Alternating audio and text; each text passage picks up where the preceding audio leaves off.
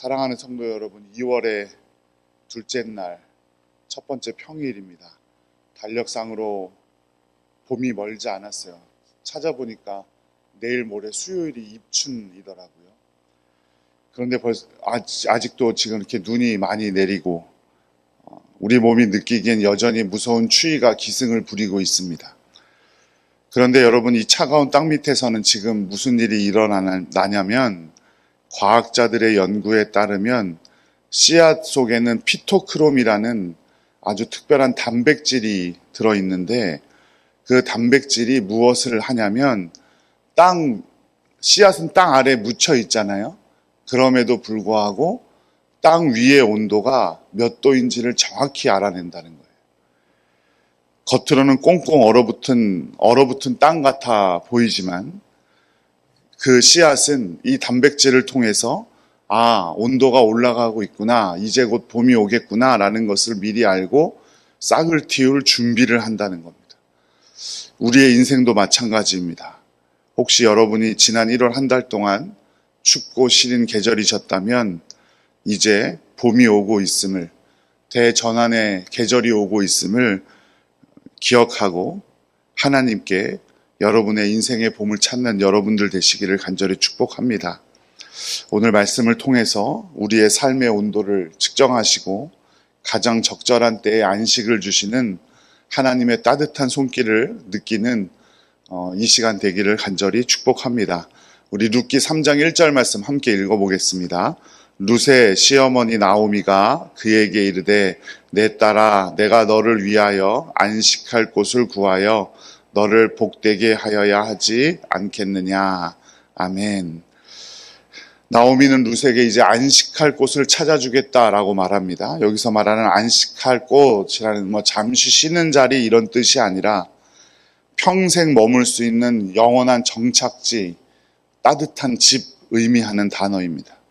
나오미가 누구입니까? 인생의 쓴맛을 다 본 여자였어요. 그래서 자신을 뭐라고 부르라 그랬어요? 말하라 불러라. 이제 나를 말하라 불러라. 그렇게 말했던 여인입니다. 그런데 이제 나오미의 입에서 안식과 복이라는 단어가 나오기 시작합니다. 왜냐하면 하나님께서 나오미의 마음속에 소망의 빛을 비추어 주셨기 때문입니다. 2장 마지막 절을 보면 이제 나오미의 집이 이제 조금 먹고 살만해진 것을 우리가 좀 느낄 수 있습니다. 사실 처음에 베들레헴으로 돌아올 때 나오미와 룻은 아무것도 가진 것도 없었던 그런 두 과부였지만 이제 조금 살만해진 거예요. 그게 바로 하나님께서 비춰주신 소망의 빛이고 하나님의 은혜였음을 나오미는 고백하고 있는 겁니다. 우리 모든 성도 여러분들께서 이번 2월 한 달을 시작하면서 이 사실을 고백할 수 있기를 간절히 축복합니다. 아직까지는 추운 겨울일지 모르지만 하나님께서는 여러분을 위해서 참된 안식처를 설계하고 계시고 준비하고 계신다는 사실을 꼭 기억하시기 바랍니다. 우리가 조급해하며 이리저리 뛰어다니기 전에 우리 사랑하는 하나님 아버지께서 자녀의 방을 미리 정돈해 두듯이 여러분의 2월을 미리 준비하고 계심을 꼭 기억하시기 바랍니다. 2절 말씀 함께 읽어보겠습니다. 내가 함께 하던 하녀들을 둔 보아스는 우리의 친족이 아니냐. 보라, 그가 오늘 밤에 타작마당에서 보리를 까불리라. 여기서 말하는 친족이라는 단어가 바로 고엘이라는 단어입니다. 고엘은 친족이 빚을 져서 땅을 잃고 노예로 팔려가게 되었을 때 대신 빚을 갚아주는 사람이라는 뜻이고, 또 끊어진 가문을 이어주는 기업 물을 자를 말하는 겁니다. 당시 사회에서는 아들이 없으면 그 어머니가 할 수 있는 것이 아무것도 없었기 때문에 남편이 죽게 되면 남편의 형제들 가운데 이 여인과 결혼을 하게 되죠. 그래서 아들을 낳아서 대를 이어주고 아들을 통해서 이 여인을 돌봐주게 하는 그런 법이 있었는데, 그 친족이라는 뜻이 바로 그 의무를 담당해야 하는 자, 이런 뜻을 가지고 있습니다. 또 하나 더 나무의 이야기를 좀 과학적인 이야기를 해드리면, 나무들은 겨울이 되면 세포 속에 항동결 단백질이라는 것을 만들어내기 시작한대요. 얼지 않는 단백질이라는 뜻이죠. 그래서 단백질이 세포를 보호해주고 세포가 얼음 때문에 추위 때문에 파괴되는 것을 막아준다고 합니다. 그래서 우리 눈에는 죽은 나무처럼 보여도 이파리도 하나도 없고 생기도 잃은 것 같고 하지만 그 나무 안에는 생명을 가지고 있다는 거죠. 바로 우리 인생에도 이런 분이 계신데 바로 우리 예수 그리스도신 줄로 믿습니다. 세상의 모진 바람이 우리 어떤 어려움이 우리를 힘들게 하고 어렵게 만들 때 그때에도 우리와 함께 하시며 우리의 소망이 완전히 꺼지지 않게 하시고 우리의 생명이 꺼지지 않게 하시는 우리 주님이 있음을 꼭 기억하시기 바랍니다. 그러니 여러분의 2월 한 달이 여러분이 감당하지 못할 무거운 짐을 대신 져 주시는 우리 주님께서 함께 하신다는 사실을 꼭 기억하고 보아스가 우리의 친족이 아니냐라는 나오미의 말이 우리에게는 예수님이 우리의 구원자이시다라는 확신으로 이어지는 복된 새벽 되시기를 간절히 축복합니다. 3절 말씀 함께 읽겠습니다. 그런즉 너는 목욕하고 기름을 바르고 의복을 입고 타작마당에 내려가서 그 사람이 먹고 마시기를 다하기까지는 그에게 보이지 말고. 이 준비는 단순히 예쁘게 보이려는 화장 말하는 것이 아닙니다. 목욕, 기름 바르는 것, 의복 입는 것 전부 상징적인 의미이죠. 목욕한다는 것은 지난날의 슬픔을 씻어낸다는 뜻이고 기름을 바른다는 것은 성령으로 새롭게 한다는 뜻이고 의복을 입는 것은 새로운 정체성을 입는 것을 의미합니다. 롯은 이런 나오미의 행동에 이런 다 순종을 하죠. 이런 상징적인 의미를 담고 있는 행동이었다고 할지라도 룻이 하는 행동이 얼마나 위험한 행동이었겠습니까? 밤중에 외간 남자의 발치에 눕는다는 것은 지금도 그렇지만 만일 보아스가 그것을 거절하고 다른 사람에게 소문이라도 내기를 하면 룻은 목숨을 걸어야 하는 일이었습니다. 자칫 오해를 사고 수치를 당할 수도 있는 일이었죠. 그럼에도 불구하고 룻은 자신의 어머니의 말에 순종했습니다. 5살짜리 꼬마가 이렇게 말했습니다. 우리 아빠가 되게 부자예요. 우리 아빠 지갑에 보면 10만 원이나 있어요. 10만 원 있으면 부자인가요? 부자일 수도 있겠죠. 하지만 이 아이에게 10만 원은 어떤 돈입니까?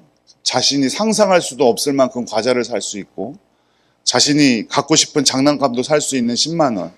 그 아이에게는 5살짜리 아이에게는 세상의 전부라고 해도 과언이 아니었을 겁니다. 그런데 문제는 뭐냐면 이 어머니의 고백이에요. 이 어머니의 고백이 뭐라고 하냐면 저는 지금까지 유치원 다니는 5살짜리 꼬마아이가 우리 아빠는 부자예요. 우리 아빠 10만 원이나 있어요. 라고 자랑하듯이 신앙생활을 했던 것 같습니다. 라는 거예요. 이 어머니가 본 것은 사실 이 아빠에게 10만 원만 있었을까요? 10만 원이 다가 아니었겠죠. 통장에 또 뭐 가진 돈이 더 많았을 거예요. 하지만 아이에게는 10만 원이 엄청난 큰 돈이 자랑이었다는 거죠. 그런데 이 어머니가 이 아이처럼 우리 하나님 아버지의 능력을 10만 원으로 한정해버리고 자기가 믿고 살았다는 거죠. 내 어려움만 해결되면 하나님은 전지전능하신 분이고 내 어려움이 해결되지 않으면 전지전능하신 분이 아니고 이렇게 생각했다는 거예요. 하나님을 내 한계와 생각의 틀에 가두려 했다는 거죠. 룻은 그렇게 자신이 따랐던 시어머니 나오미의 명령에 순종했는데 그 나오미 뒤에서 일하시는 하나님을 분명히 보았기 때문이라는 거예요. 자기의 목숨을 걸고 자기의 수치나 부끄러움 당할 것을 다 감수하면서 그렇게 순종할 수 있었다는 것은 나오미 뒤에 있는 하나님을 믿었기 때문이라는 거예요. 아무것도 가진 것 없이 고향 베들레헴으로 돌아온 나오미와 룻이 먹고 살게 좀 되었는데 나오미 역시 하나님의 은총을 그것으로 끝맺으려고 하지 않았고 룻도 마찬가지였다는 거예요. 우리는 잠깐 내가 바라는 것이 이루어졌다고 그것이 전부라고 착각하고 살아가는 경우들이 너무나 많습니다. 마치 5살짜리 꼬마 아이처럼 이 정도면 충분하지 뭐. 하나님을 함부로 예단하고 내 수준에서 한계를 정하지 않는 믿음의 성도들이 되시기를 간절히 축복합니다. 우리는 영적 포만감을 경계해야 됩니다. 내가 좀 먹고 살게 되고 어느 정도 안정감을 찾게 되면 교만에 사로잡히는 성도들이 되지 말아야 된다는 거죠. 이런 면에서 나오미는 매우 현명한 여인이었습니다. 이삭 죽기를 통해서 이제 좀 먹고 살게 되었으니까 거기서 머무르려고 하지 않았고 자신을 끝까지 따랐던 룻을 위해서 이제 보다 더 안정적인 삶, 하나님께서 마련해 주신 안식처를 찾아 떠난 여인이었습니다. 그리고 자신들의 고엘이 될 보아스를 바라보게 된 것이죠. 시편 81편 10절 말씀을 한번 읽어볼까요? 시작. 나는 너를 애굽 땅에서 인도하여 낸 여호와 내 하나님이니 내 입을 크게 열라 내가 채우리라. 나오미는 우리가 함께 읽은 시편 81편 10절의 말씀처럼 지금까지 먹고 살게 하신 하나님의 은혜를 바라보며 더 큰 축복과 은총을 소망했다는 겁니다. 그리고 룻은 그 나오미에 대해서 순종했던 것이죠. 나오미에 대한 사랑 그리고 하나님의 예비하신 은혜와 그 은총을 믿었기 때문에 그녀는 발치에 엎드리는 용기를 낼 수 있었던 겁니다. 2월 한 달 여러분들 무슨 일을 계획하고 계십니까? 요만한 일, 아주 작은 일들 하나 처리하는 것 때문에 두려워하고 있습니까? 하나님, 저는 부끄러워서 못하겠습니다. 사람들이 저를 비웃으면 어떡합니까? 주저하지 마십시오. 주님의 옷자락 아래 엎드리는 보아스가 베푼 보리 6대보다 더 풍성한 하늘의 양식이 예비되어 있었음을 꼭 기억하시기 바랍니다. 하나님께서 여러분에게 더 크신 것으로 채우실 수 있는 능력이 있으신 분이고 우리가 상상하지도 못할 것으로 베풀어 주시는 능력이 있는 분임을 꼭 기억하시기 바랍니다. 더 이상 우리는 빈손으로 두려움 가운데 헤매이고 있는 사람이 아니라 하나님의 자녀인 사람들입니다. 우리 고엘 되시는 우리 주님께서 우리를 보호해 주시고 우리를 인도해 주실 줄로 믿습니다. 그러니 이 새벽 2월 한 달을 시작하면서 여러분의 모든 걱정과 불안을 하나님의 발치에 내려놓기를 간절히 바랍니다. 그러면 분명히 여러분의 삶을 위해서 여러분의 삶을 설계하시고 인도하시는 하나님께서 성령의 기름 부어 주실 것이고 담대하게 세상으로 나아가게 만들어 주실 줄로 믿으시기 바랍니다. 보이지 않는 곳에서 지금도 씨앗이 움트고 있고 생명의 꽃을 피우려고 노력하고 있듯이 내 눈에 보이지 않을지라도 하나님께서 여러분의 2월 한 달을 책임져 주시고 여러분의 인생길 가운데 은혜의 꽃이 만발하게 만들어 주실 줄로 믿으시기 바랍니다. 그 믿음으로 2월 한 달 승리하는 우리 모두가 되기를 간절히 축복합니다.